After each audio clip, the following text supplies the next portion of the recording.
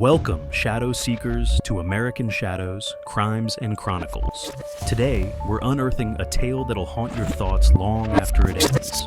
Whether you're glued to the screen or just listening in, you're in for a wild ride through history's darkest corners.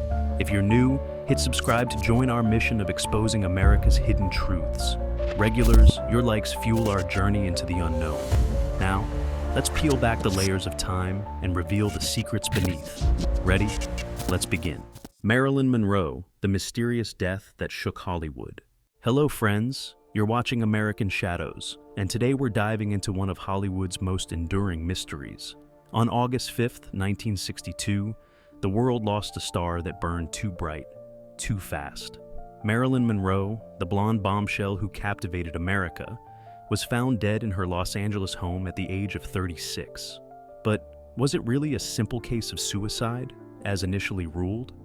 Or does the death of Marilyn Monroe hide darker secrets that reach into the highest echelons of power? Before we unravel this tangled web of glamour, scandal, and tragedy, I want to extend my heartfelt thanks to all of you who support our work. Your likes, comments, and shares fuel our passion for uncovering the shadowy corners of history. Now, let's step back in time to that fateful night in Brentwood, Los Angeles. Picture, if you will, the early hours of August 5th, 1962. Marilyn Monroe's housekeeper, Eunice Murray, awakes with a sense of unease. Monroe's bedroom door is locked, and there's no response to her knocks. At 3:30 a.m., she calls Dr. Ralph Greenson, Monroe's psychiatrist. Greenson arrives, peers through a window, and sees Monroe lying face down on her bed, naked and motionless. He breaks a window to enter and finds her dead, clutching a telephone receiver. The Los Angeles County Coroner's Office, led by Dr. Thomas Noguchi, conducted an autopsy. The official cause of death: acute barbiturate poisoning.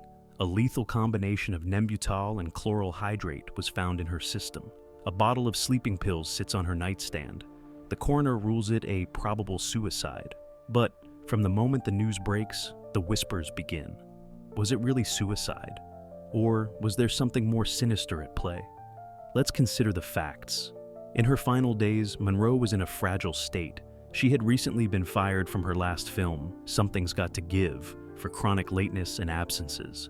Her legendary substance abuse issues were worsening, but she was also making plans for the future, including a possible remarriage to her ex-husband, Joe DiMaggio. Then, there are the inconsistencies. Why did it take the housekeeper hours to call for help? Why were the police not called immediately? And most intriguingly, why were there no traces of pills in Monroe's stomach or evidence of needle marks, despite the official ruling of drug overdose? These questions have fueled decades of speculation and conspiracy theories. Some claim Monroe was murdered to prevent her from revealing sensitive information about her alleged affairs with President John F. Kennedy and his brother, Robert Kennedy. Others suggest she was accidentally given an overdose of enemas laced with barbiturates by her doctors. One of the most persistent theories involves the Kennedys and the CIA. Peter Lawford, a member of the Rat Pack and Kennedy in-law, allegedly spoke to Monroe on the night of her death. Some claim he was warning her to keep quiet about her relationship with the Kennedys. Was Monroe silenced to protect the reputation of America's most powerful political family?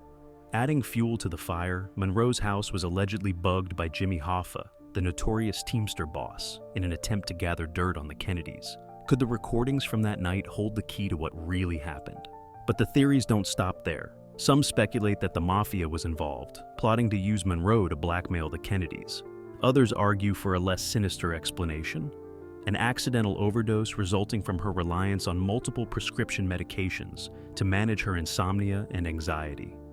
The investigation itself was fraught with irregularities. Key evidence went missing. Witness statements were changed. The initial police report vanished, only to be replaced by a heavily revised version. These discrepancies have led many to believe in a cover-up reaching to the highest levels of government. But beyond the circumstances of her death, Marilyn Monroe's legacy has had a profound and lasting impact on American culture. She was more than just a movie star. She was a cultural icon who challenged the norms of her time. Monroe's image as a dumb blonde belied her intelligence and business acumen. She was one of the first women in Hollywood to start her own production company, defying the studio system that sought to control every aspect of her career and image. Her struggles with mental health and substance abuse, once hidden, are now viewed through a more sympathetic lens, highlighting the pressures faced by women in the entertainment industry. In fact, Monroe's openness about her mental health struggles was revolutionary for her time. She brought attention to issues of depression and anxiety when these topics were often stigmatized, paving the way for more open discussions about mental health in the public sphere. Over the years, Monroe has also been reclaimed as a feminist icon. Her battles with the Hollywood studio system and her efforts to be taken seriously as an actress resonate with ongoing discussions about women's rights and representation in the media. She embodied the complexities and struggles faced by women in the public eye, making her story as relevant today as it was in the 1960s. Her death marked the end of an era in Hollywood, coinciding with the twilight of the studio system and the dawn of the counterculture movement. Monroe became a symbol of the dark side of fame, her tragic end serving as a cautionary tale about the price of stardom. In the decades since her death, Monroe's influence has only grown. She's been the subject of countless books, films, and artworks. Her image has been used to sell everything from perfume to Coca-Cola. Andy Warhol's iconic portraits of Monroe became synonymous with pop art, cementing her status as a cultural touchstone. But, perhaps most significantly, Monroe's death changed how America viewed its icons.